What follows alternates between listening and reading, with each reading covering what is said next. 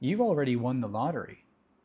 The fact that you're here right now, the fact that you can hear this message, the fact that you exist, that is proof that you've already won the universal lottery and that you've been pre-programmed for success, to be wildly rich, to be utterly fulfilled in this life right now.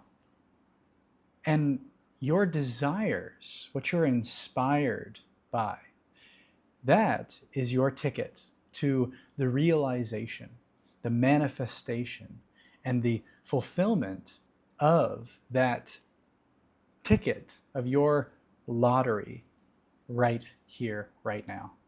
Your desires are the path of least resistance to the experience of that, the unfolding of that. And the higher you aim with your desires, the more boldly you commit to the actualization of that inspiration, the more is called out of you, the greater the summoning of the unconscious, the possibility and the infinite potential that you are in truth, into form, into creation, into your reality. You see, the higher your aim, the grander your goal, the truer your intention, the more is needed within you in order for that to be so. Think about it like this. The goal of going to the moon is such an audacious, such an ambitious goal that what's required in all the different aspects of what it takes to get to the moon is so complex, so nuanced, so subtle, so immense. And yet, the goal itself of going to the moon is simple. It's very straightforward. It's going from here to the moon. But think about all that's required by the team, by the engineers, by the inventors, by the mathematicians, by everyone involved in order to get man and a vehicle from here to the moon. And it's going to test everyone involved personally, spiritually, emotionally, mentally, physically. It's going to raise the bar, and it's going to summon out of each and every one that's involved in that project greatness. And by that virtue, the shadow and the weakness and the insecurity and everything else that's in the way of that goal being realized.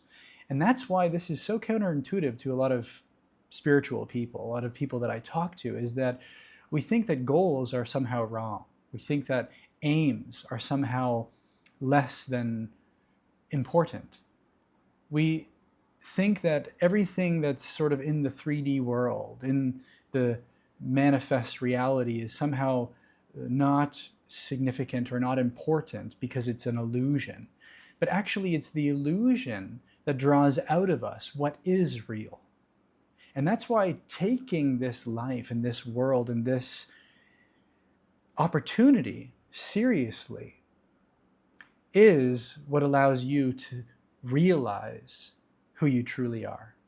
Because it is your soul, your higher self, God, in fact, that wants you to experience everything that you're meant to experience, to manifest every desire that you have, to achieve everything that you feel compelled to achieve in this lifetime. Not because it's about the material things, not the superficial level, not the, the tangible form that matters, but it's what it requires of you in the meanwhile, in the process, in the unfolding. It's what it draws out of you. It's the transformation that's required in the process. It's what you need to become and realize and actualize in order for that reality to be your experience. And that is what your soul wants. The forging of itself in form. The unfolding of the possibilities within creation as your experience. And that is the pursuit of greatness. That is the performance That is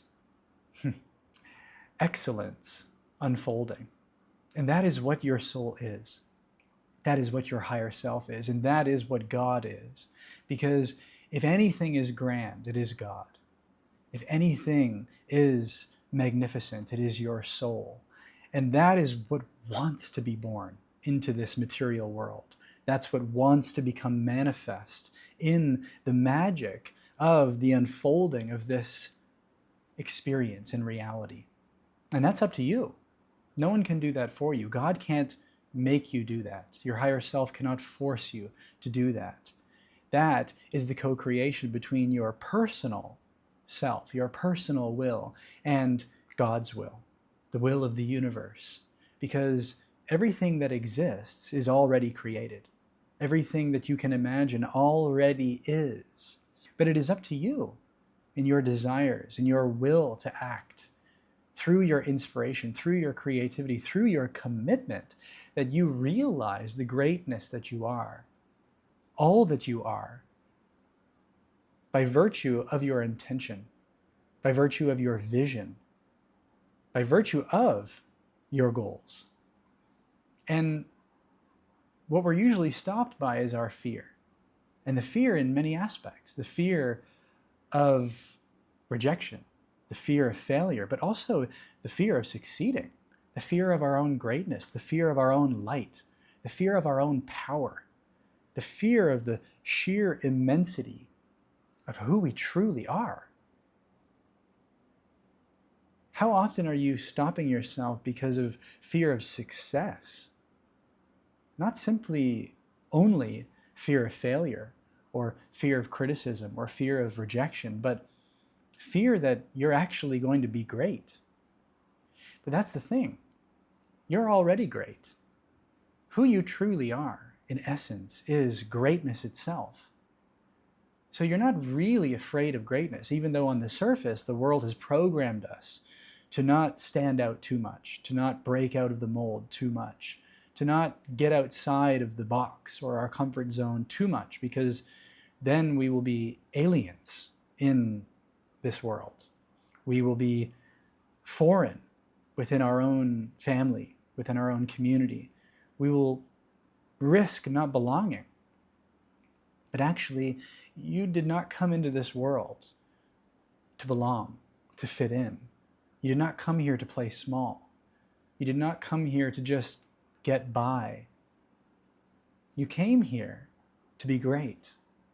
You came here to allow that spark of your true self be fanned into a wildfire. You came here to embody and to be your higher self in the world, in a body. That is the master that you are, the creator that you are.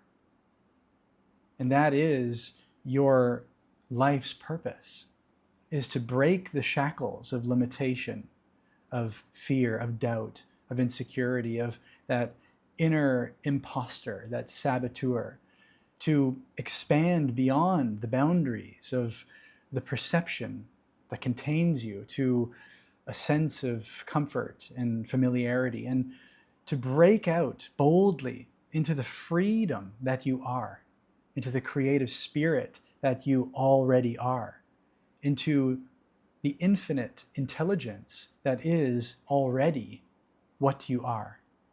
And it is your inspiration that guides you, the desires that lead you. It is your intuition that is nudging you on that path of least resistance to the embodiment, each and every moment of all that you are. So fear not of rejection. Fear not of greatness. Fear remaining the same. Fear just the complacency, the consistency of being what you already know. Because it's your soul, your higher self, and God that embraces the unknown, that loves the unknown, because that is who and what you truly are. It is a love of being, a love of becoming, a love of creating. That is your birthright, to create your reality, through your imagination, through your desire, and to act upon that desire, act upon that inspiration, and have that be your compass, have that be your alignment. Because everything that you want is already within you. And when you trust yourself and you allow yourself to aim high, to raise the bar, to set your own standards, and to be great, then you will face all the things within you that suggest otherwise, that want to convince you that you're not, that you're small, that you're separate, that you're insignificant, but you are not. And the more you move into that greatness, the more you challenge yourself with higher goals, the more you raise the bar of the expectation as to what you're capable of creating, the more of yourself, the fractal of God that you are, that truth becomes manifest in form. And that is the fulfillment that you came here to experience. And there's no substitute for that.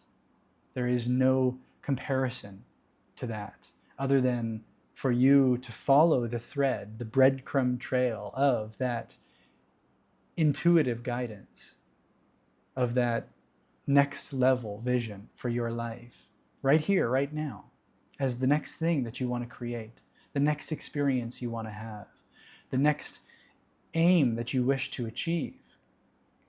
And again, I use the example of going to the moon, but even think about going to the Olympics and winning a gold medal. A lot of people may think that this is a silly, superficial desire to win gold, to be the best. But think about all that it requires you to become, all that it requires you to realize, all that it requires you to face within yourself. That is the pursuit of greatness. And that is what you're worthy of already. That is what you are meant for. To pursue your dreams, to uncover the limitations that are preventing you from realizing them here and now, and to integrate that, to embrace all of that, to move through all of that with grace and love and compassion and devotion and the resilience which fortifies your soul into the reality here and now. And that is what your higher self is longing for. That is what God is crying out for you to realize that you are the creator and that everything is within your own reach if you would only have the courage to reach out and grab it.